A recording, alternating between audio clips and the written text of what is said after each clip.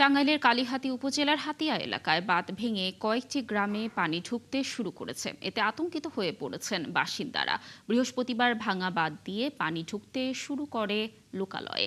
এতে সল্লা, হাতিয়া, নরদহি, আনালিয়াবাড়ি, ভাবলা, দেওপুর সহ আশপাশের আরও কয়েকটি গ্রাম প্লাবিত হওয়ার শঙ্কা দেখা দিয়েছে।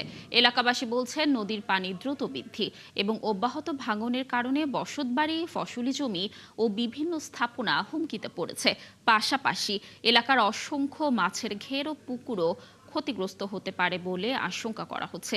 এ অবস্থায় নদীতে বাল্কহেড চলাচল বন্ধ করা সহ নদী ভাঙন ঠেকাতে ব্যবস্থা নেয়ার দাবি জানিয়েছেন এলাকার মানুষ।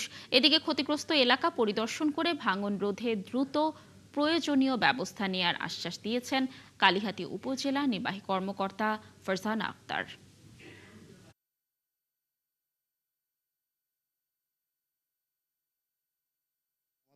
মূল বাঁধটা অক্ষুণ্ণ রাখার চেষ্টা করতেছি। আমাদের এখনো কাজ চলে, যেখানে যেখানে এই অতিবৃষ্টির কারণে রেইনকাট হয়েছে, গোক্স হয়েছে, ওইসব জায়গায় আমরা মাটি দিয়ে আমরা ওগুলা মেরামত করতেছি। আমাদের ওই কাজ চলমান। আর এটা স্থানীয় প্রশাসনের সহযোগিতায় আমাদের জেলা প্রশাসক মহোদয় সমন্বয় করে এখানে রাস্তাটা পুনর্নির্মাণ বা কি করা যায়, হয়তো পানি একটু নামার পরে কাজটা করাই বেটার হবে।